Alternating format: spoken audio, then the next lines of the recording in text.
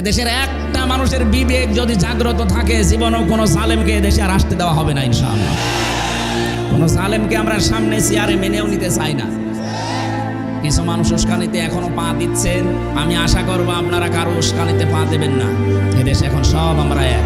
এটা আর আগস্টের 5 তারিখের আগে নেই, আগস্ট মাস পার হয়ে গেছে।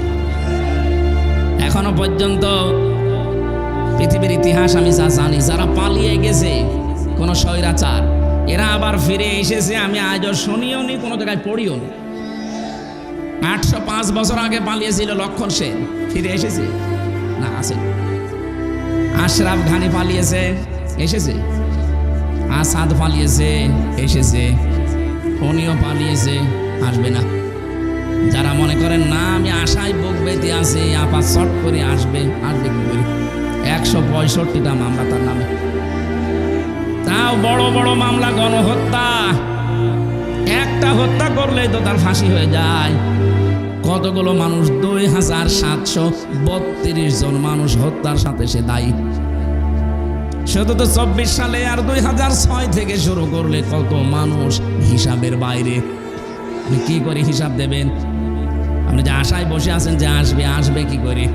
আমি যে বিনা কারণে 3টা বছর জেলে ছিলাম, 2টা মামলায়, তাও মিথ্যা মামলা। মনে করেন 1.5 বছর করে এক এক মামলায় গেছে। যার 165টা মামলা, তারও যদি 1.5 বছর করেও রাখা হয় তো কব্বরে চলে যাবে। আজকে যদিও আন্তর্জাতিক অপরাধ ট্রাইব্যুনাল থেকে ওনাকে দেশে ফিরিয়ে নেওয়ার জন্য রেড অ্যালার্ট জারি করা হয়েছে, যে ভারতকে বলা হচ্ছে যে আপনার ফেরত দেন, আমাদের মেয়ে আমাদের কাছে ফেরত দেন, আমরা যা করি করি। অথচ আপনারা মেয়ে ফেরত না দিয়ে এখন চট্টগ্রাম নিয়ে নেওয়ার পায়তারা করছেন। আরে দাদা, আপনি কি যৌতুক নেবেন? আর মেয়ে তো পালিয়ে গেছে, যৌতুক কিসে? পালানো মেয়ের কোনো যৌতুক আছে না? ও বিয়েই তো আমরা মানি না, খালি এতদিন স্বামী স্ত্রীর সম্পর্ক বলে কাটিয়েছেন। কিন্তু এ বিয়ে কি আসলে মানা যায়? কারণ দাদা, যতদিন মুসলমান না হবে ততদিন এ মেয়ের বিয়ে জায়েজ নেই। এটা আমি বানালাম। সূরা বাকারা 2 নম্বর পারা 14 নম্বর পৃষ্ঠা 4 নম্বর লাইনে 221 নম্বর আয়াতের মাঝের অংশে আছে, ওয়ালা তুনকিহুল মুশরিকিনা হাত্তা ইউমিনু। এ ফতোয়া আল্লাহর। যতক্ষণ কোনো মুশরিক পুরুষ মুসলমান না হবে, ঈমান না আনবে, মুমিনা নারীর জন্য তাকে বিয়ে করা জায়েজ নেই। এই জন্যই তো বলছি যে বিয়েই তো আমরা মানি না, যৌতুক কিসের? আর দাদার এখন যা বয়স, ও ছাতা যদি বয়সে মুসলমানে দিতে হয়, ও হাসাম দেখা যাচ্ছে গোড়া থেকে কেটে বাদ দিয়ে দিবে। আমি আর নিচে নামলাম না। তার আগে বয়সে ছাতা মুসলমানও হবে না, ও বিয়েও হবে না। আমরা এ বিয়ে মানবো? সুতরাং যৌতুকের কোনো প্রশ্ন নেই। আমিরে জামাত ডাক্তার শফিকুর রহমান হাফিজাহুল্লাহ, উনি ঘোষণা দিয়েছেন না, এদেশের হাফ ইঞ্চি মাটি যদি কেউ উল্টা পাল্টা নজরে তাকায়, চোখ তুলে নেওয়া হবে। এটা আর আগস্টের 5 তারিখের আগে নেই, আগস্ট মাস পার হয়ে গেছে। এদেশ এখন সব আমরা এক। কিছু মানুষ উস্কানিতে এখনো পা দিচ্ছেন, আমি আশা করবো আপনারা কারো উস্কানিতে পা দেবেন না। দেখেছেন না গোপালগঞ্জের মানুষের পেছনে কেরম লাল হয়ে গেছে? ওই সময় শুনতাম যে গোপালগঞ্জ থেকে ঢাকায় কেউ যদি বাসে বসে আসে 300 টাকা, দাঁড়িয়ে আসলে 1000 টাকা। মানে এমন পিটানো পিটিয়েছে আর্মিরা, বসে আসবে সে কায়দা নেই। এখনো পাগলামি করছেন অনেকে, জানি আসবে চট করে। কিসের চট করে আসা? এদেশের একটা মানুষের বিবেক যদি জাগ্রত থাকে, জীবনেও কোনো জালেমকে এদেশে আর আসতে দেওয়া হবে না ইনশাআল্লাহ। কোনো জালেমকে আমরা সামনে চেয়ারে মেনেও নিতে চাই না। কোরআনে কারিমের একটা আয়াত একটু শিক্ষার জন্য বলছি, সূরা নমল 19 নম্বর পারার 20 নম্বর পৃষ্ঠা, এটা 7 নম্বর লাইনের 52 নম্বর আয়াতে আছে, তাফসিরে কাবিরের ভেতরে পাবেন। আল্লাহ পাক বলেন, ফাতিল কাবুয়ুতুহুম খাবিয়াতাম বিমা যালামু। এই এদিকে তাকান, এইগুলো তো মানুষ না কি ওইটা? এই এদিকে ঠিক সরেন। এই মাইক ম্যান, এই জানতেন কিন্তু ছেলে এখান থেকে সরতো, পিছান আরো পিছান, পিছান পিছান তাড়াতাড়ি, আরো পিছান, আপনার লাগবে না ওগুলো করা, পিছান আরো পিছান, যান পিছান। কথা বলা যাবে না ভাই, এমনি সময় কম, দেখছেন না? হ্যাঁ এদিকে তাকান। সিরাজগঞ্জবাসী, এটা রেকর্ড হচ্ছে, কালকে সারা দেশে যাবে। এরকম উল্টাপাল্টা দেখলে থানার বদনাম হয়ে যাবে। মানুষ জানে যে অন্তত সিরাজগঞ্জের উল্লাপাড়া এখানে একজন মানুষ থাকে, এই মানুষের আন্ডারে যারা আছে এরাও মানুষ। এখন যদি এই কাজ করেন অন্যান্য জেলার মানুষ যারা খারাপ ভাববে না? এই জন্য আমি মাপ চাচ্ছি, অন্তত আমাদের সম্মান যেন নষ্ট না হয়। ফাতিলকা, কোরআনের কোনো শব্দ যদি কেউ বোঝার চেষ্টা চালায়, ও 500 রাকাত নফল নামাজের সওয়াব পায়। আপনি এখন 500 রাকাত নফল নামাজ পড়তে পারবেন? একটু চেষ্টা করেন। আল্লাহ পাক বলেন ফাতিলকা, এই যে এইভাবে আল্লাহ দেখিয়েছেন। ফা ব্যবহার হয় আরবি গ্রামার অনুযায়ী 19টা অর্থে। তিলকা দিয়েছেন ফায়ের পরে, তার মানে আল্লাহ যেন তার কুদরতি হাতের আঙ্গুল এভাবে দেখিয়েছেন। হে বাংলাদেশের মানুষেরা মনে করেন যদি এটা লূত নবী আলাইহিস সালামের জামানার ঘটনা, কিন্তু বাংলাদেশে 2024 সালের 5 আগস্টের সাথে আয়াতটার মিল আছে। এই কারণে বলছি, আল্লাহ বলেন এই সেই ঘরগুলো, বাইতুন দেন বয়ুত বহু বছর, হোম মানে তাদের। আল্লাহ বলেন এই সেই ঘরগুলো। হে নবী আপনি একটু তাকান না কেন এদের ঘরের দিকে?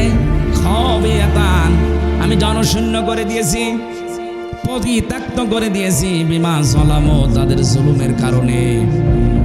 আপনি কত বাস্তব আয়াত একটু তাকান। কুষ্টিয়ার হানিফ সাহেবের বাড়ির দিকে তাকান, বাড়িটা এখন জনশূন্য পরিত্যক্ত, মনে হচ্ছে গণ টয়লেট হয়ে গেছে। গত পরশু দিনও পেপারে দেখলাম ঢাকার ওই ধানমন্দির বাড়িটা কত জলুসপূর্ণ ছিল, কত মানুষ আবেগে চুমা খেত, অথচ এখন জাতীয় টয়লেট হয়ে গেছে। একবারে 8-10 জন করে যাচ্ছে, কেউ বিভিন্ন দিকে মুখ করে, মনে হচ্ছে জামাতবদ্ধ টয়লেট চলছে। আয়াতের শব্দের দিকে খেয়াল করেছেন, বিমা যালামু, এদের জুলুমের কারণে। আমি 630টা থানা বাংলাদেশে, কম বেশি প্রায় থানায় আমি গেছি, প্রত্যেকটা জায়গায় জালেমদের বাড়ি ঘরের একই অবস্থা। আল্লাহ বলেন ফাকুতিয়া দাবিরুল কওমিল্লাযিনা যালামু, জালেমদের শিকড় কেটে ফেলা হয়ে গেছে। এই যে ইউনিয়নের চেয়ারম্যান, উনি এই ইউনিয়নের মেম্বার থেকে সংসদ পর্যন্ত জালেমরা একেবারে শিকড় গেড়ে রেখেছিল। এমন কোনো জায়গা ছিল না যে জালেমদের দোসর ছিল না। এই কথা বলছেন না? আল্লাহ এখানে কতিয়া দিয়েছেন। এটা সূরা আনআম 7 নাম্বার পারা 12 নাম্বার পৃষ্ঠা 4 নাম্বার লাইনের 45 নাম্বার আয়াতের মাঝের অংশে আছে। আল্লাহ বলেন কতিয়া, এর ফাইল জানা নেই, এটা মজহুল। জালেমদের শিকড় সব কেটে ফেলা হয়ে গেছে। কে কেটেছে জানা নেই। হানিফ সহ কুষ্টিয়ার শত এমপি মন্ত্রী যারা ছিল আশপাশে, চেয়ারম্যান থেকে মেম্বার থেকে, একটারও বাড়ি জনগণ রাখে নাই। আমি যত জায়গায় খবর নিয়েছি একটাও তো পাইনি। দেখিও নি যে সব জনশূন্য পড়ে আছে উজাড় গৃহ। একটাই কারণ এই জায়গাগুলোতে জুলুম হতো। এই জন্য আল্লাহ জালেমদের ওই জায়গাগুলো অভিশপ্ত বানিয়ে দিয়েছেন। যেখানে জুলুম করা হয়, জুলুমের দুর্বিসন্ধি হয়, জুলুমের জন্য ষড়যন্ত্র করা হয়, ওই জায়গাগুলো আল্লাহর কাছে ঘৃণিত হয়ে যায়। নাই তো এত দামি জায়গা ঘৃণিত হবে কোন কারণে? 16 সালে একবার হজে গিয়েছিলাম, কাবা তাওয়াফ করার পরে উপরে গেলাম, দেখি আমার পেটে ব্যথা করছে। এক পুলিশকে ডাক দিয়ে বললাম, ইয়া আখি তাল, এদিকে আসেন, আমার পেটে ব্যথা করছে, এখানে কোনো জায়গায় ফার্মেসি আছে আশপাশে? পুলিশ আমারে বলছে, ইয়া হাজিউল হজ্জা তাই না বিলাদুকা, হাজি দেশ কোথায়? যে তুমি বাংলাদেশ থেকে এসেছি। পুলিশ আমারে ওনার ভাষা দিয়ে বলছে, হাজি আপনি জানেন না এটা কোন জায়গা? না তো, আবু জাহেলের বাড়ি। আপনি এখনো পায়খানা না করে দাঁড়িয়ে আছেন? তাড়াতাড়ি করেন। পায়খানা করে দেখি আমার পেটের ব্যথা ভালো হয়ে গেছে। আল্লাহ যেন আমাকে জানাতে চাই, হামজা এত টাকা খরচ করে 6,500 কিলোমিটার দূর থেকে আসলে, আর শয়তানের বাড়ি পায়খানা না করে চলে যাবা, তাড়াতাড়ি করো।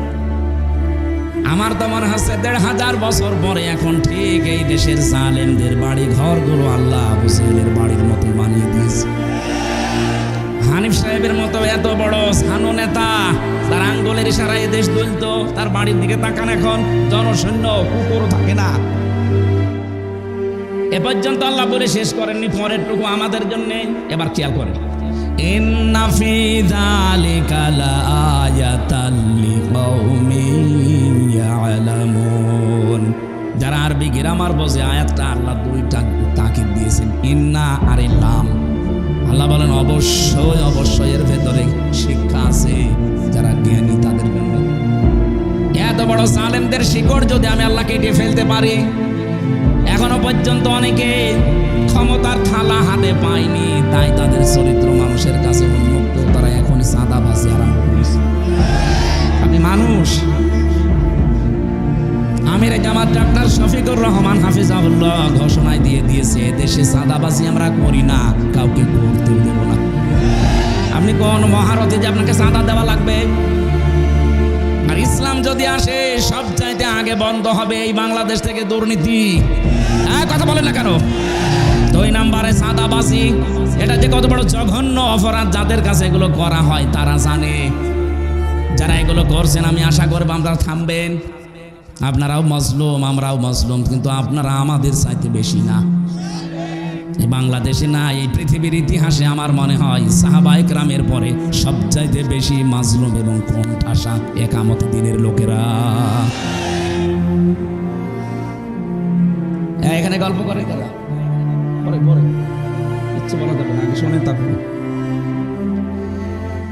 সূরা কাসাসের 5 নম্বর আয়াতের বাংলা অর্থটা করে আমি তাফসিরে যাচ্ছি।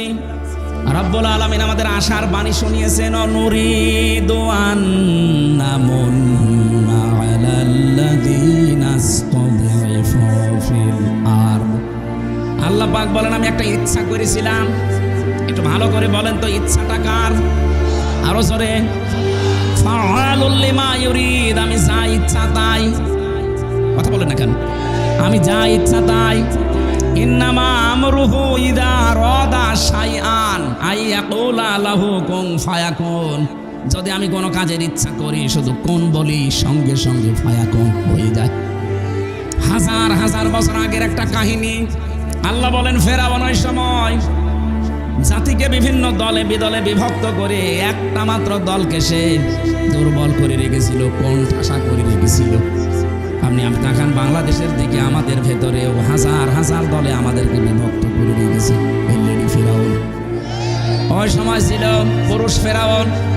ওর প্রথম কর্মসূচি ছিল মানুষকে দলে দলে, বেশি দলে দলে ভাগ করতে পারে তাহলে মানুষের শক্তি নষ্ট হয়ে যাবে। আজও বাংলাদেশে দেখেন অনেককে এই হাওয়া দিয়ে, এই বুদ্ধি দিয়ে মানুষকে দল করায় আলাদা আলাদা করে। এ দল, এদেশে এমনও দল আছে শুধু সভাপতি আর সেক্রেটারি, আর কেউ নেই। ওই যে চেয়ারম্যান, আমি সেক্রেটারি, এই পরিচয়, তাছাড়া দলের একটা লোক নেই। তাও বাবা চেয়ারম্যান ছিল, সেক্রেটারি। কথা বলছেন একটা দল। ফেরাউনের কাজ প্রথম এইটা ছিল। এর আগে আয়াতে আল্লাহ দিয়েছেন আজালা মিনহা শিয়াআ। ও দলের ভেতরে, দেশের ভেতরে দল দল দল খালি ভাগ করতো। তার ভেতরে একটা দলকে ইস্তাদঈফু তাইফাতাম মিনহুম, একটা দলকে সে টার্গেট করেছিল যে এই দলটা যদি কোণঠাসা করে রাখা যায় তাহলে বাকি দলগুলো এমনি কথা বন্ধ হয়ে যাবে। আমার মনে হচ্ছে আয়াতের সাথে বাংলাদেশের একটা মিল আছে। এই 54 বছরে জালেমরা যারাই আসুক তাদের একটাই টার্গেট, এই দেশে একামতের দিনটা কোণঠাসা হয়ে থাক।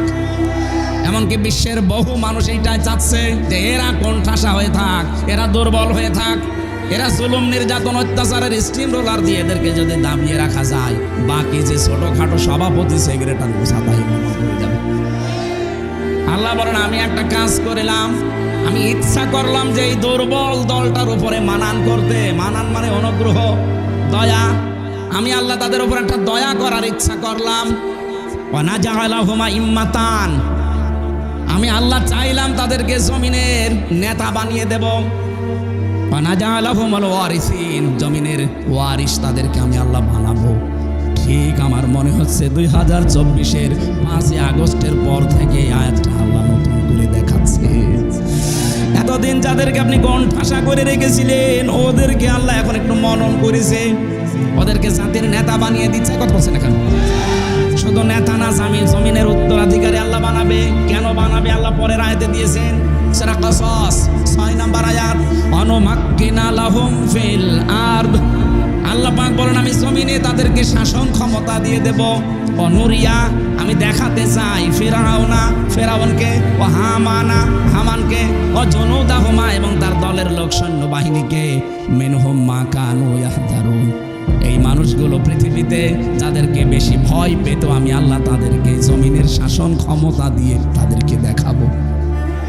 এই আয়াতটা খাপের খাপ, মমতাজের বাপ মিলে যাবে সামনে ইনশাআল্লাহ।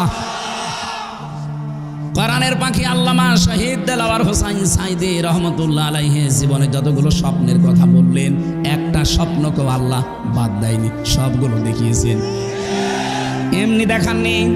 সূরা ফাতিহা, লাকাদ সাদাকাল্লাহু রাসূলাহুর রুয়া বিল হক, অবশ্যই আমি আল্লাহ, এখানে ফাইল কর্তা আল্লাহ নিজে। লাকাদ সাদাকাল্লাহ, আল্লাহ বলেন অবশ্যই আমি আল্লাহ সত্যে প্রমাণ করব আমার রাসূলের স্বপ্নকে। বলেন তো রাসূল এখন আছে? কথা বলেন না কেন? রাসূলের নায়েব আছে, উলামায়ে কেরাম যারা, আল উলামা ওয়ারাসাতুল আম্বিয়া, আলেমরা না রাসূলের ওয়ারিস। সুতরাং রাসূলুল্লাহর স্বপ্ন যদি আল্লাহ সত্য প্রমাণ করে দেখাতে পারেন, রাসূলের ওয়ারিস যারা, তাদের স্বপ্ন আল্লাহ দেখাবে না? কথা বলেন না কেন? অবশ্যই দেখাবে। লা তারফাউ আসওয়াতাকুম ফাওকা সাওতিন নাবিয়্যি ওয়া লা তাজহারু লাহু বিল কওলি কাজহারি বা'দিকুম আন তাহবাতু আমালিকুম ওয়া আনতুম লা তাশউরুন। সাবধান ইমানদারেরা, আমার রাসূলের কথার উপরে আওয়াজ করে কথা বলবা না। এই আয়াতটা তো সে ১৫০০ বছর আগে শেষ হয়ে যাওয়ার কথা, এখনো কোরআনে আছে। কোন কারণে আছে? এই জন্য রাসূল থাকবে না, কিন্তু তার ওয়ারিসরা থাকবে। রাসূলের কথার উপরে ওয়াজ করে আওয়াজ করে কথা বললে যেমন আমল আখলাক সব নষ্ট হয়ে যায়, রাসূলের ওয়ারিসদের উপরে যদি কেউ কথা বলে, তার পেছনের আমল আল্লাহ নষ্ট করে দেবে। আনতাহবাত আমালুকুম, আমলের বহু বচন আমাল, একটা কাজও বাকি থাকবে না। আপনার নামাজ, রোজা, দান, সাদকা যা করেছেন দুনিয়ায় সব আল্লাহ বলেন আমি নষ্ট করে দেব। ওয়া আনতুম লা তাশউরুন, টেরও পাবে না কখন নষ্ট হয়ে গেছে। এই জন্য রাসূলের স্বপ্নগুলো যদি আল্লাহ সব সত্যে প্রমাণ করে দেখাতে পারেন, আমাদের যিনি রাসূলুল্লাহর ওয়ারিস আমরা যাদেরকে মনে করি দেশে আলেমরা, আর এক বাক্যে দল মত নির্বিশেষে সারা পৃথিবী থেকে আল্লামা সাইদি, এই আল্লামা শব্দটা এমনি দেওয়া হয়নি। কথা বলেন না কেন? শহীদ আল্লামা দেলাওয়ার হোসাইন সাইদি 50টা বছরে কোরআনে কারিমকে বিশ্বের বিভিন্ন দেশে প্রমাণ করেছেন, প্রচার করেছেন। এই লোকটা আলেম, তার যে স্বপ্নগুলো আল্লাহ সব আমার মনে হচ্ছে একটা একটা করে দেখাচ্ছে। বলেছিলেন আলেমরা ইঁদুরের গর্ত পাবে না, ঠিক পাচ্ছে না, একেবারে খাপের খাপ মিলে গেছে। কথা বলছে না কেন? বলেছিল শুধু নাড়া দেওয়া হবে, এখান থেকে দিল্লি গিয়ে পড়বে, তাই পড়েছে। উনি বলেছিলেন এই দেশে জালেমদের নাকের ডগার উপরে আল্লাহর এই কালেমার পতাকা বাংলাদেশে পথ পথ করে উঠবে, এইটাও সামনে সত্য হবে ইনশাআল্লাহ। যেহেতু কোরআনে কারিমের আয়াতের সাথে বাস্তবতা মিলছে, এই কারণে বললাম। তাহলে আমাদের এই আয়াত থেকে শিক্ষা নেওয়ার বিষয়ে, এত বড় জালেমদেরকে যদি আল্লাহ কেটে কুটে শেষ করে দিতে পারে, আমরা যারা সামনে চেয়ারে বসবেন, যেই বসবেন যেন জালেম হয়ে যাবেন না। যদি জুলুম করেন, আপনাকে আল্লাহ আপনার বাড়ি ঘরও কিন্তু উজাড় গৃহ বানিয়ে দিবে। আল্লাহ আমাদের শিক্ষা নেওয়ার তৌফিক দিন, বলেন আমিন। যে কথাটা তুলেছিলাম, আইয়ামে জাহিলিয়াত ছিল ১৫০০ বছর আগে, আরে 15.5 বছরে আল্লাহ আমাদের উপর থেকে আমি জাহিলিয়াতের পাথরটা দূর করে দিলেন। শব্দ দুইটা প্রায় কাছাকাছি, আইয়ামে আর আমি, কথা বলছে না, কাজও প্রায় তাদের কাছাকাছি। সুতরাং আল্লাহ আমাদেরকে বাঁচিয়েছেন, যে আল্লাহ আমাদেরকে বিশাল পাথর আমাদের বুকের উপর থেকে সরিয়ে যে কথা বলার মতো একটা শক্তি দিলেন। প্রশ্ন আসতে পারে এতদিন কথা বলেননি? হ্যাঁ বলেছি, অর্ধেক কথা বলতে পারিনি। কোরআনে কারিমে আল্লাহ জানিয়েছেন খালাকাল ইনসানা আল্লামাহুল বায়ান, আমি মানুষ বানিয়েছি আর কথা বলা আমি শিখিয়েছি। এই বায়ান শব্দের ব্যাখ্যা এসেছে, মুফাসসিরে কেরাম লিখেছেন একটা মানুষ যে কথা বলে, এক একটা কথা তৈরি হতে 27টা ধাক্কা লাগে এই কণ্ঠের ভেতরে। 27টা ধাক্কা লাগার পর একটা কথা তৈরি হয়। আর কোরআন আর হাদিসের ব্যাখ্যা বলছে, এটা তো বিজ্ঞানের তথ্য। কোরআন হাদিস বলছে প্রত্যেকটা স্তরে একজন করে ফেরেশতা বসে আছে, এর কাছে এর কাছে এর কাছে এভাবে দিতে দিতে 27 নাম্বার জায়গায় আসার পরে মুখের গর্ত থেকে একটা কথা বের হয়ে যায়। অথচ এই কথা বলার এই বাকশক্তিটা রুদ্ধ করে রেখেছিল এই জালেমরা। কথা আমরা বলতেই পারি নাই, কথা বলেন ঠিক কিনা? যে কয়জনই কথা বলেছে তারা ওই অন্ধকার প্রকোষ্ঠে জীবন কাটিয়েছে। সুতরাং আল্লাহ যে এই বাক শক্তি যারা চেপে রেখেছিল আল্লাহ যে ছেড়ে দিয়েছেন, যারা এখন কথা বলতে পারেন, জবান খুলে বলেন আলহামদুলিল্লাহ। আমরা রাসূলের উপরে দরুদ আর সালাম পাঠের মাধ্যমে তেলাওয়াতকৃত আয়াত সূরা মায়েদা, কোন সূরা বলেন বলেন? একটা মাত্র আয়াত পড়েছি, আয়াতের নাম্বার 12। কত? মায়েদা মানে দস্তরখানা। মায়েদা মানে কি? তামাম দুনিয়াটায় আল্লাহ দস্তরখানা বানিয়ে রেখেছে। এই সূরার নামকরণে আমি একটা হাদিস পেয়েছি, বিশ্বনবী জানিয়েছেন কেউ যদি দস্তরখানা বিছিয়ে খাবার খায় আর পড়ে যাওয়া খাবারটা তুলে খায় দস্তরখানা থেকে, তাহলে তার জান্নাতের হুরদের দেনমোহর আদায় হয়ে যায়। আমলটা ছোট কিন্তু বিশাল বেনিফিট পাবেন। আপনি জান্নাত পাবেন কিনা সে গ্যারান্টি নেই, অথচ জান্নাতের হুরদের দেনমোহর পর্যন্ত আদায় হয়ে গেছে ছোট্ট একটা কাজে। আপনি জান্নাত না পেলে এত বড় সুসংবাদ নবী দিত না। এজন্য আজকে থেকে আমলটা কেউ ছাড়বেন না। দস্তরখানা বিছিয়ে খাবার খাওয়া যদিও ছোট মনে হয়, এটা কিন্তু সুন্নাহ। কথা বলেন না কেন? আমাদের এই শরীরের ভেতরে 360টা হাড় আছে। এই যে হাড়গুলোর জোড়া, নবীজি বলেন এই জয়েন্টে জয়েন্টে যে জোড়াগুলো লেগে আছে, প্রতিদিনই জয়েন্টে সাদগা দেবা। সাহাবী বলেন হুজুর আমি গরিব মানুষ, সাদগা পাবো কোথায়? বিশ্বনবী বলেন দুইটা কাজ দুনিয়ায় করলে সাদগা আদায় হয়ে যাবে। মসজিদের ভেতরে যদি কোনো ময়লা পড়ে থাকে, কপ ছোট কাশ যাই ময়লা থাকে, নিজের দায়িত্ব মনে করে তুলে ফেলে দেবা। আর দস্তরখানায় পড়ে যাওয়া খাবারটা তুলে খাবা। তাহলে নবীজি জানিয়েছেন এই যে 360টা জোড়া এর সাদগা আল্লাহ তোমার কাছ থেকে আদায় বলে ধরে নেবেন। আমরা এই আমলগুলো করি। নামকরণের ভেতরে আরো হাজারো কথা ছিল। আমরা তাফসিরে যাচ্ছি, এই আপনারা কথা বলেন কেন? একদম স্তব্ধ হয়ে যাবে। এখন নামাজ চলছে, 500 রাকাত নফল নামাজের সওয়াব পাবেন এই 1 ঘন্টায়। আমার ভাইরা, আজকের আলোচনার বিষয়টা বলেছিলাম আল্লাহ আছে কাদের সাথে। বললাম না যে প্রত্যেকটি ধর্মের মানুষরাই তার দেবতাকে সঙ্গে রাখতে চায়। ওই যে বেদুইন রাখতে চেয়েছিল, নবীজি বললেন যে নাকটা ভেঙে গেছে। বলে হ্যাঁ নাক ভেঙেছে আমার কারণেই, আমি এরে রেখে কোনো জায়গায় যাই না। এমনকি টয়লেটে যাবার সময় চিন্তা করলাম খোদা একে টয়লেটে নিয়ে যাওয়া যায়, রাখলাম পাশে। কাজ সেরে এসে দেখি ওর মাথা থেকে পা পর্যন্ত পুরা ভিজা। চিন্তা করলাম খোদার গা ভিজা, না জানি কোন রহমত বরকতের পানি হবে। জব্বা বের করে চাটলাম, খাইলাম, দেখি গন্ধ দুর্গন্ধ, একটা বিটঘুটিয়া একটা কি এরকম স্বাদ, উদ্ভট স্বাদ। পানিটা যদি রহমতের পানিতে গন্ধ হবে কেন? আশপাশে তাকিয়ে দেখে একটা কুকুর দাঁড়িয়ে আছে, ওর নিচ দিয়ে পানি টপ খাচ্ছে। এইবার টের পালাম যে কোন রহমতের পানি। তোর মেজাজ গেল খারাপ হয়ে, ওই তুই খোদা না খোদা? কুকুরের পোশাক থেকে নিজেকে বাঁচাতে পারো না, আমি বিপদে পড়লে বাঁচাবে কি করে? দিলাম এক আষাঢ়, গেছে নাক ভেঙে। এদের অসারতা, এদের কল্প কাহিনী, এদের মিথ্যাচার, এদের সব ভুয়া বিষয়গুলো আমি ধরে ফেলেছি। এগুলো সব বাজে জিনিস। আমি আর এই মিথ্যাচারের সাথে থাকতে চাই না। আমি এসেছি তাওহীদের নিচে আশ্রয় নিতে।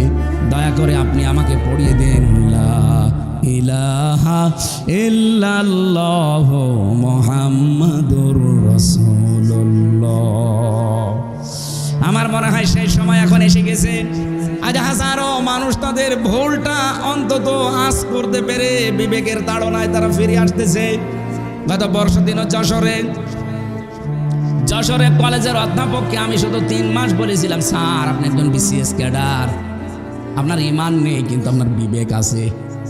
আপনি আমার ধর্মীয় গ্রন্থ কোরআনটা শুধু একটু বুঝে পড়বেন বাংলায়। আপনি আরবি পড়তে পারেন না জানি, শুধু বাংলায় পড়বেন। আপনাকে আমি মুসলমান হতে বলি না, কারণ আমাদের ধর্মে জোর জবরদস্তি নেই। কি আছে? লা ইকরাহা ফিদ্দীন, বাড়াবাড়িও নেই। আমাদের ধর্মে কোনো জোর জবরদস্তি যদি থাকতো, 850 বছরে এলাকাটা মুসলমান শাসন করেছে, একটা হিন্দু খুঁজে পাওয়া যেত না। অথচ আমরা মুসলমান, আমাদের আমানত ভারতে। তারা এখন কি করছে দেখছেন?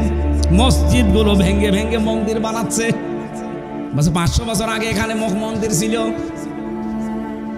কয় বড় নাফারমান জাতি একটা এই উগ্রপন্থী হিন্দুরা। এদের ভিডিওগুলো দেখবেন, কত বড় জঙ্গি এরা, তামাম দুনিয়ায় ভাইরাল করে দেন। খ্রিস্টানদেরকে বলবো, ডোনাল্ড ট্রাম্প এই জন্য উনি সিদ্ধান্ত নিয়ে ফেলেছে 16 লাখ ভারতীয়কে জানুয়ারির 20 তারিখের পরে উনি যে শপথ নেবেন এরপরে ফেরত পাঠিয়ে দেবেন। এমনি না, দুইজন খ্রিস্টান মেয়েকে, যুবতী মেয়েকে ভারতে উলঙ্গ করে হাঁটিয়েছে। এরা জাতি হিসাবে কলঙ্ক, মানবতার শত্রু এরা। তামাম দুনিয়ার কারোর সাথে এদের মিল নেই। এই কথা বলে না কেন? খ্রিস্টান মেয়েদেরকে আপনি উলঙ্গ করে ঘোরালেন রাস্তায়, ট্রাম্প আপনাদের ছেড়ে দেবে? এখন এই যে 16 লাখ পাঠিয়ে দিচ্ছে দাদার ধুতি সামলাতেই জীবন শেষ হয়ে যাবে। আর আমরা অলরেডি বলে দিয়েছি যে না, আমাদের ব্যবসা বাণিজ্য বলেছিল যে আমরা না খেয়ে মারা যাব। পাকিস্তান থেকে, তুরস্ক থেকে, চীন থেকে আমাদের খাবার আল্লাহ পাঠিয়ে দিচ্ছে, ওদের সাথে কিচ্ছু দরকার নেই। আফগানিস্তান, পাকিস্তান, নেপাল, ভুটান, চীন, মায়ানমার, এগুলো যদি ওদের ছাড়া চলতে পারে, বাংলাদেশও চলতে পারবে ইনশাআল্লাহ। একটা রাষ্ট্রের সাথে ওদের মিল নেই, প্রত্যেক জায়গায় ওদের সমস্যা। সারা বিশ্বে আমরা দেখি মানুষ মাটির নিচে তেল পায়, গ্যাস পায়, লোহা পায়, স্বর্ণ পায়, আর ওই শয়তানরা শুধু মসজিদের নিচে মন্দির পায়। পিটিয়ে সোজা করা দরকার। কথা বলে না কেন? প্রতিবেশী হিসাবে এরকম একটা নাফারমান থেকে আমরা পেয়েছি, কবে যে মাথার উপর থেকে নামবে নাফারমানরা আল্লাহ জানে। খ্রিস্টানদেরকে বলবো, আপনার যুবতী মেয়েকে যারা উলঙ্গ করে হাঁটিয়েছে এই উগ্রপন্থী হিন্দুদেরকে ছাড়বেন না। 200 কোটির উপরে মুসলমান আমরা, গরু খাওয়ার অপরাধে মুসলমান জবাই করা হচ্ছে। গত পরশু দিনে 2 জন যুবতী মুসলমান মেয়েকে, যুবতী ধর্ষণ করার পরে তার লজ্জাস্থানে লোহা ঢুকিয়ে দিয়েছে। ষড়যন্ত্র বহু চলছে, কিন্তু এই দাদাদের দেশ থেকে এখনো থামেনি। আমরা একটু শুধু ইঙ্গিত দিয়েছিলাম, দেখেন কান্নাকাটি আরম্ভ অলরেডি করে দিয়েছি। ওদের পেঁয়াজ, ওদের আলু সব বর্ডারে পৌঁছে যাচ্ছে। সাংবাদিক নামের এই কলঙ্ক ময়ূখ রঞ্জন, এই একটা হকার। হকার বললো হকারের বদনাম হবে, এ আমার মনে হয় হিজড়া। এরে বাংলাদেশের এই হিজড়াদের কাছে 1-2 ঘন্টা দেওয়া দরকার, ছিঁড়িয়ে খেয়ে ফেলবে। শয়তান উল্টাপাল্টা কথা শুধু বাংলাদেশের নামে বলে আর মুসলমানদের বিরুদ্ধে। প্রতিবেশী হিসাবে সতর্ক করছি, আল্লাহর ঘর কাবা ধ্বংস করার জন্য এসে আবাবিলের কি পরিণতি হয়েছিল আব্রাহার দেখেননি? ওই আল্লাহ এখনো আবাবিল পাঠাতে পারে। মুসলমানদেরকে যা করছেন করেন, আল্লাহর ঘরগুলো ভাঙা বন্ধ করেন। আজকেও সকালে একটা ঘর ভেঙেছে মসজিদ। সতর্ক করলাম, যদি ভালো লাগে মেনে নিন, না হলে কিন্তু আল্লাহ আবাবিল পাঠালে তখন দোয়া করেও কাজ হবে না। কথা বলে না কেন? তখন বলবেন আপনারা আমার প্রতিবেশী কিছু বলেননি, এই জন্য বললাম। আশা করছি আপনারা সতর্ক থাকবেন, আল্লাহর ঘরগুলো ভাঙা বন্ধ করেন। আর ওদের ভিডিও পেলে আপনি বিশ্বের মিডিয়ায় ছড়িয়ে দেন, তো সারা দুনিয়া দেখুক যে এই দুনিয়ায় সবচাইতে বড় উগ্র এই হিন্দুরা। সব হিন্দু না, শুধু উগ্রপন্থী হিন্দু যারা, তারা। এতদিন ওরা বিশ্বের মিডিয়ায় মানুষকে জানিয়েছে বাংলাদেশের সংখ্যালঘু নির্যাতন হয়। কিসের সংখ্যালঘু নির্যাতন?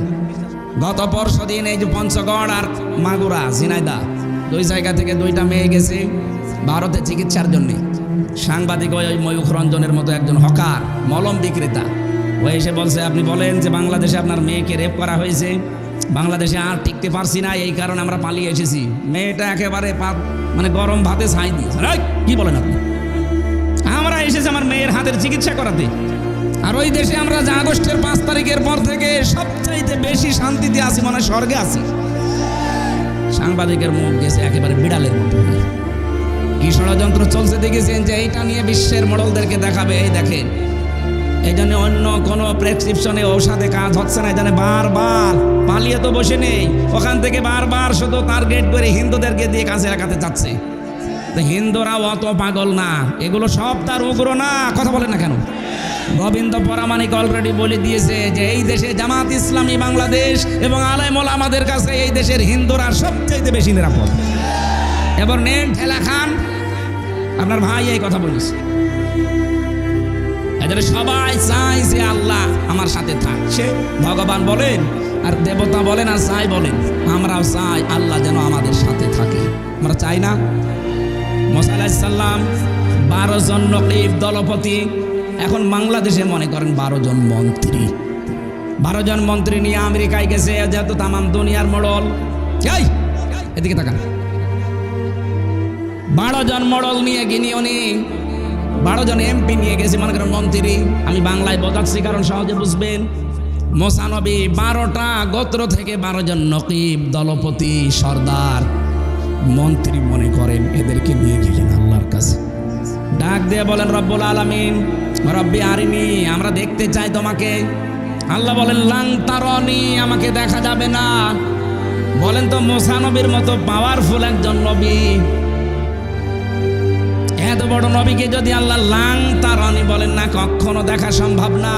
কারণ যে চোখের পাওয়ার আছে, এই পাওয়ার দিয়ে দুনিয়ায় থেকে আমি আল্লাহকে দেখতে পাবে না।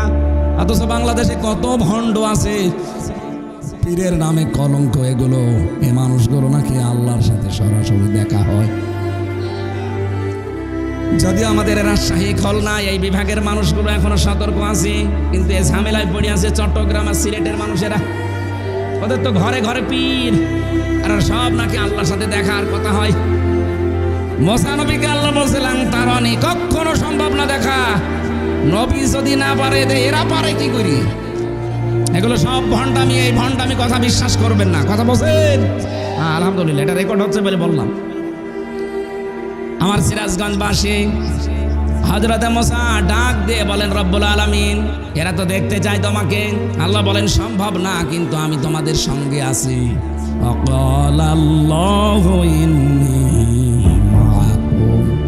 অবশ্যই আমি আল্লাহ তোমাদের সঙ্গে আছি, সাথে আছি। 12 জন নকিব দলপতিকে নিজ নিজ এলাকায় যেতে বলো, জনগণকে, এলাকার মানুষদেরকে যেন এই কথা জানিয়ে দেয় যে আল্লাহকে দেখতে পারিনি, কিন্তু উনি আমাদের সাথে আছেন, আমাদের সঙ্গে আছেন। যদি আমরা দুনিয়াতে 5টা কাজ করতে পারি, তাহলে এই বাংলাদেশে যেই লোকটা 5টা কাজে আঞ্জাম দিতে পারে, সে যেন মনে করে আল্লাহ আমার সাথে আছে। কথা বলে দেখেন, আমরা চাই না এটা, আল্লাহ যেন আমার সাথে থাক, এটা চাই না।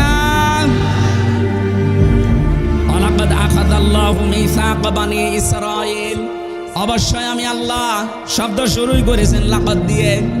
আমি আল্লাহ নিজে অঙ্গীকার নিয়েছিলাম বানি ইসরাইলের এই 12 জন নকিব থেকে। আমি নিজে তাদের মধ্যে পাঠিয়ে দিলাম এই 12 জন নকিবকে, আর ঘোষণা দিয়ে জানিয়ে দিলাম, যাও নিজের এলাকায় যাও, জনগণকে এই কথা বলবা যে আল্লাহকে দেখতে পারিনি, কিন্তু আল্লাহ আমাদের সাথে আছে, এই ঘোষণা নিয়ে এসেছি। লাইন অবশ্যই, যদি লামে তাকিদ আর ইন মানে যদি, লাইনা আকামতুমুস সালাতা ওয়া আতাইতুমুস যাকাতা। 1 নম্বরে, এলাকায় যদি নামাজ কায়েম করতে পারি আর যদি যাকাত আদায় করতে পারি, ওয়া আমানতুম বিরুসুলি, আর যদি আমরা ঈমান আনতে পারি আল্লাহর রাসূলদের উপরে, ওয়াজ্জারতুমুহুম, তাদেরকে সাহায্য করতে পারি, ওয়াকরাদতুমুল্লাহা কারদান হাসানা, আল্লাহকে যদি উত্তম ঋণ দিতে পারি, এই 5টা কাজ যদি আমরা করতে পারি, আল্লাহ আমাদের গ্যারান্টি দিয়েছেন, ইন্নী, অবশ্যই আমি, মাআকুম, তোমাদের সঙ্গে আছি। আল্লাহ বলেন আমি তোমাদের সঙ্গে আছি, সব সময় সাথে থাকবো। এই 5টা কাজ করা লাগবে। সিরাজগঞ্জবাসী, প্রথম কাজটা আকামতুমুস সালাতা। আল্লাহ কিন্তু বলেন না যে ফাসল্লি, নামাজ পড়ো না, নামাজ কায়েমের কথা জানিয়েছেন। নামাজ নিজে নিজে পড়া যায়, কিন্তু কায়েম নিজে নিজে করা যায় না। কায়েম করতে হলে পরিবার, সমাজ এবং রাষ্ট্র লাগে। তাহলে আল্লাহকে এই দেশে যদি আমরা রাখতে চাই আমাদের সঙ্গে, নামাজ কায়েমের আন্দোলন করা লাগবে। এই কথা বলে না কেন? এটাকে ব্যক্তিগতভাবে পারা যায় না, ব্যক্তিগতভাবে নামাজ পড়া যায়। এই জন্য ফাসল্লি লিরাব্বিকা ওয়ানহার, হেন আপনি নামাজ পড়েন। এই একটা জায়গায় শুধু আছে, আর 82 জায়গায় আছে আকিমিস সালাত, নামাজ কায়েম করেন। ব্যক্তি, পরিবার, সমাজ, রাষ্ট্র, এগুলোতে নামাজ কায়েম করতে হলে শুধু ওয়াজ করে শোনা মতো বলে হবে না, এখানে আইন পাশ করা লাগবে। এই তথ্য আছে সূরা হজের 41 নম্বর আয়াতে, আল্লাযীনা ইম্মাক্কান্নাহুম ফিল আরদ আকামুস সালাত ওয়া আতাবুজ যাকাত। আমি যদি আমার মুমিন বান্দাদেরকে জমিনের শাসন ক্ষমতা চেয়ারে বসাই, তারা 4টা কাজ করবে। 1 নম্বরে নামাজ কায়েম করবে। বাংলাদেশের জনগণ, আল্লাহকে যদি আমরা সঙ্গে রাখতে চাই, নামাজ কায়েম করতে চাই যারা সংসদে, তাদেরকে পাঠানোর দায়িত্ব আমাদের। কথা বলে না কেন? এর জন্য যদি মিছিল করা লাগে, মিটিং করা লাগে, ভোট দেওয়া লাগে, যা মনে করেন, এইটা ইসলাম। অনেকে মনে করে ভোটের কথা, হ্যাঁ ভয়ও কাট্টো, বাংলায় লেখা আছে, তাফসীরে মারিফুল কোরআন নিয়ে আসেন, ইন্নাল্লাহা ইয়ামুরুকুম আন তুআদ্দুল আমানাতি ইলা আহলিহা। বহু বচন এটা, আমানাত। অবশ্যই আল্লাহ তোমাদেরকে নির্দেশ দিচ্ছে, যাবতীয় আমানত তার প্রাপকের কাছে পৌঁছিয়ে দাও। এখানে আমানাত 9টা অর্থ আছে। 1 নম্বর অর্থই হচ্ছে রায় দেওয়া, ভোট দেওয়া। আপনি মারিফুল কোরআন তাফসীর খুলে দেখেন, বাংলায় যদি লেখা না থাকে ভোট, রায়, আমি কথা বলবো না, এটা যদি দুনিয়ার কাজ হতো আমি বলতাম না, তাফসিরে পড়েছি এই কারণে বললাম। এরপরেও যদি কেউ দুনিয়ার কাজ মনে করে এড়িয়ে যান, তাহলে মারে ফল কোরআন আপনি ছিঁড়ে ফেলেন। পারবেন আপনি? তাহলে কথা মেনে নেওয়া লাগবে। নিজেও পড়বেন না, হামজা বলবে আপনি মানবেনও না। আপনি কি হয়েছেন কি না? আপনাকে মানা লাগবে। আমিরে জামাতের কথার ধরন দেখেননি, সাদাবাজি করবো না, করতেও দেবো না। আপনি মানবেন না মানে আপনাকে মানাবো। আরে মানাবো এই শব্দটা প্রয়োগ করতে হলে রাষ্ট্রে ইসলাম লাগবে। কথা বলেন ঠিক কিনা? আমরা আল্লাহকে সঙ্গে রাখতে চাই। এই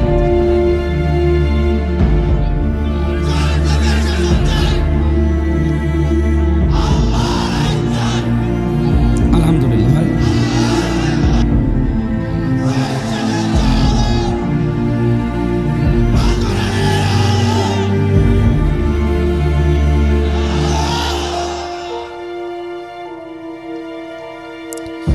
রাজনীতি যদি মনে করেন হ্যাঁ আমার এইটাই রাজনীতি, যদি দিন প্রচার মনে করেন হ্যাঁ আমার এইটাই দিন প্রচার, আমি যেভাবে কোরআন পড়েছি বুঝেছি, আমি এইভাবেই তাফসীর পড়েছি, আল্লাহকে আপনি সঙ্গে রাখতে চান, অথচ নামাজ কায়েমের আন্দোলন করবেন না, নামাজ শুধু পড়বেন, আপনার সাথে আল্লাহ নেই। আপনাকে নামাজ কায়েমের কথা প্রথম দিয়েছেন, তাও ইন দিতেন, হয়েছে তো লা দিয়েছেন। আরবি গ্রামার যারা জানে কত কঠিন শব্দ জানেন এটা। লাইনা আকামতুমুস সালাতা, অবশ্যই যদি তোমরা নামাজ কায়েম করো। বলেন তো নামাজ কায়েমের দায়িত্ব কার? রাষ্ট্রের। কার? রাষ্ট্রে যদি ওইভাবে মানুষ না যায়, নামাজ কায়েম করবেন কখন?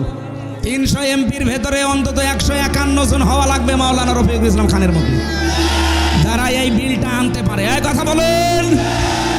আমরা এইটার জন্যই তো কোরআনের তাফসীর বসেছি। আমি ওনাকে সংসদে এমপি বানানো লাগবে পক্ষে না, কিন্তু এইরকম মানুষ দরকার যারা বুকে কোরআন নিয়ে যে বলতে পারবে যে না আমরা নামাজ কায়েমের বিল চাই। এরকম 151 জন যেই বলবে তখন বলবে হ্যাঁ জয়যুক্ত হয়েছে, হ্যাঁ জয়যুক্ত হয়েছে, হ্যাঁ জয়যুক্ত হয়েছে। তারপরের দিন একটা সলিমত দিকে পাওয়া যাবে না, ফরজ নামাজ বাদ দিয়ে তাস খেলতেছে। হ্যাঁ কথা বলেন না কেন? তখন নামাজের ওয়াজও করা লাগবে না, আজান হলেও আগেই মসজিদে যাবে। প্রত্যেকটা জায়গা তখন একটা জান্নাতের ঘ্রাণ পাওয়া যাবে, দ্বিতীয় মিনি জান্নাত হয়ে যাবে বাংলাদেশ। আল্লাহ তখন বলেন আমি তোদের সঙ্গে আছি।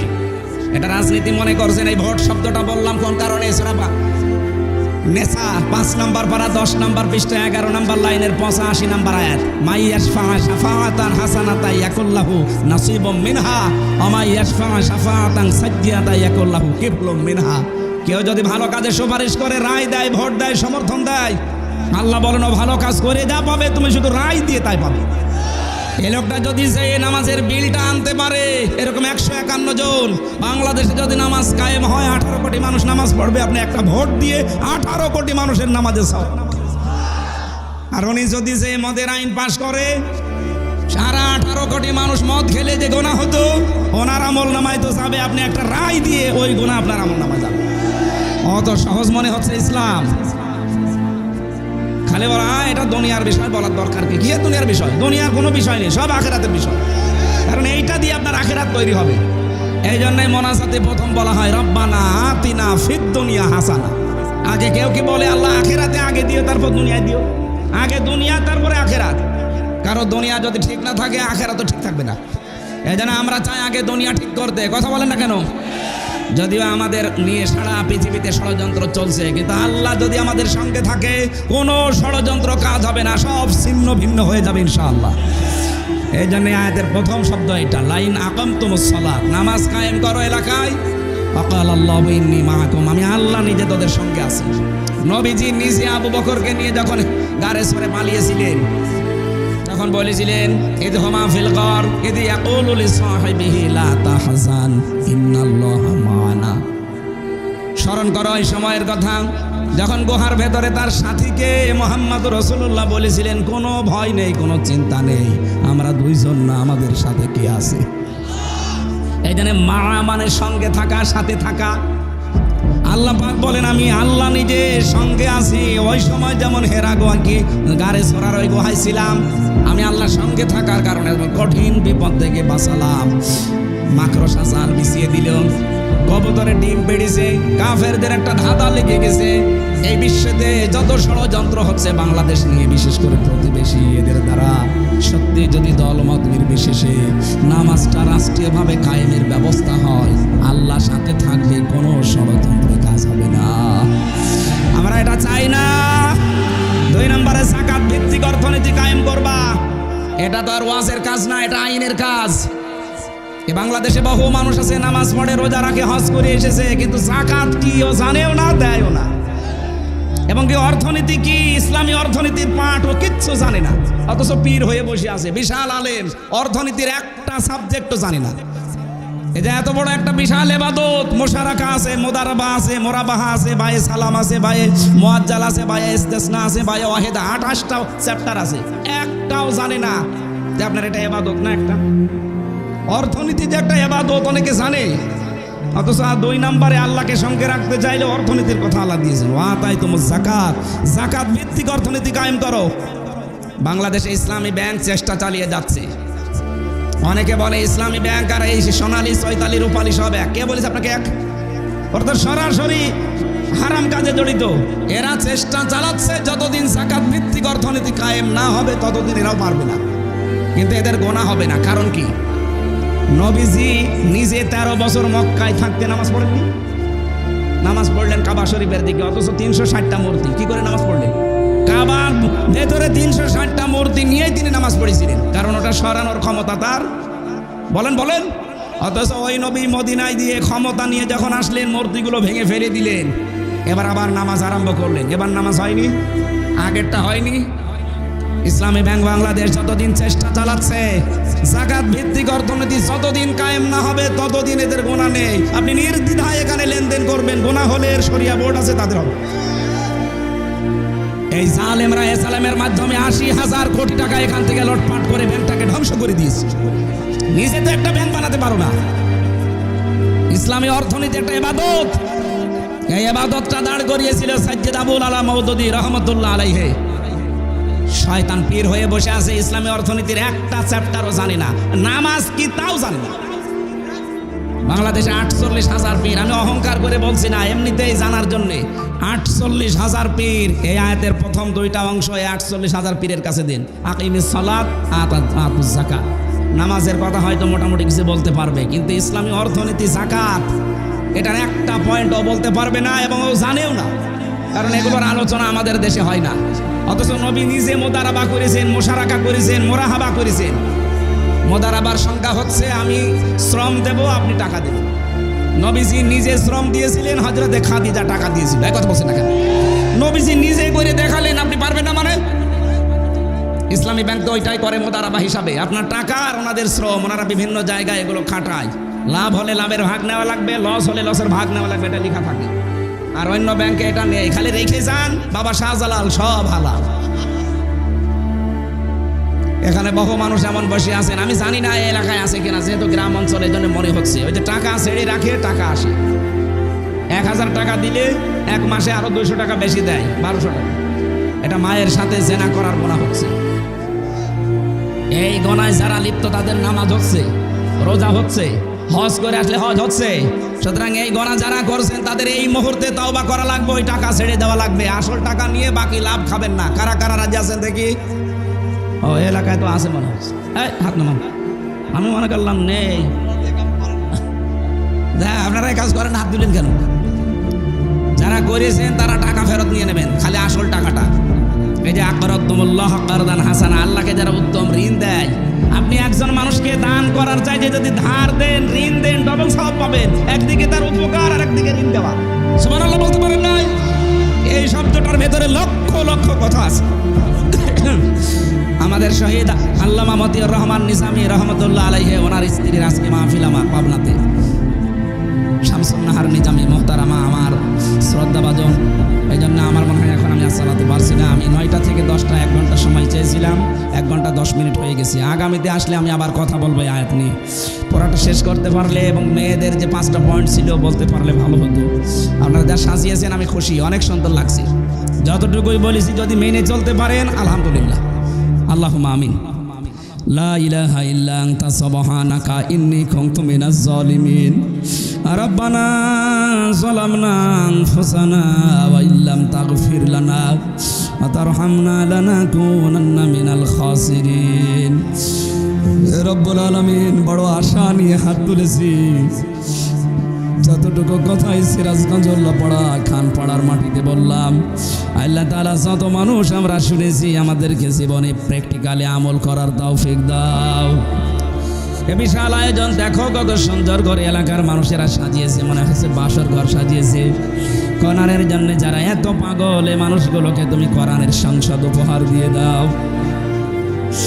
আল্লাহ তাআলা, আমি আয়াতগুলো দিয়ে যা বোঝাতে চেয়েছি, নামাজ কায়েমের আন্দোলন করা, যারা চাই তাদের পক্ষে থাকা, এদের অন্তরের ভেতরে এই কাজটা তুমি গেঁথে দাও। ইখলাস নিয়ে আমাদের কাজ করার সুযোগ করে দাও রব্বুল আলামিন। বিশ্বাস করি আমরা যা বলছি তুমি শুনতে পাচ্ছ এবং দেখতে পাচ্ছ। সম্মানিত মা বোনেরা পর্দার আড়ালে বসে আছে, এদেরকে খাদিজার মতো, আয়েশার মতো বানিয়ে দাও। কত মানুষ অশান্তিতে আছে এলাকায়, আল্লাহ তুমি তাদের ঘরের শান্তির ব্যবস্থা করে দাও। মাহফিলের প্রধান অতিথি মাটি এবং মানুষের সন্তান মাওলানা রফিকুল ইসলাম খান, আল্লাহ তার বাবা মাকে মাফ করে দাও, তার শরীরটা সুস্থ রাখো, তার জীবনের কোরবানিগুলো কবুল করে নাও। আল্লাহ সম্মানিত সভাপতি এসেছে আমার আরাফাতের ভাই সোহরাবউদ্দিন পরামানিক, তাকেও কবুল করো। নামনা জানা যত মানুষ আমার ডানে বামে সামনে বসে আছে, মনের ভেতরে যার যে কামনা বাসনা আছে আমাদের চাইজ আশাগুলো পূরণ করে দাও। চরম চোখে দেখতে চাই, বড় আশা, ৫৬,০০০ বর্গ মাইল কোরআন দিয়ে চলছে। আল্লাহ এটা দেখে মরার তৌফিক দাও। মাওলানা মিজানুর রহমানের মাধ্যমে আজকে এখানে এসেছি, আল্লাহ তোমার গোলামকে মঞ্জুর করে নাও। এলাকায় মাটির নিচে যত মানুষ ঘুমিয়ে আছে কোরআনের বরকতে মাফ করে দাও। যার বাড়িতে যে অভাব আছে দূর করে দাও। এলাকায় যত জমি জায়গা আছে আল্লাহ তুমি মেহেরবানি করে বরকত নাজিল করো। বারাকাল্লাহু লানা ওয়া লাকুম ফিল কোরআনিল আযীম। মরণ আসলেই যেন পড়তে পারি লা ইলাহা ইল্লাল্লাহু মুহাম্মাদুর রাসূলুল্লাহ। আসসালামু আলাইকুম ওয়া রাহমাতুল্লাহ।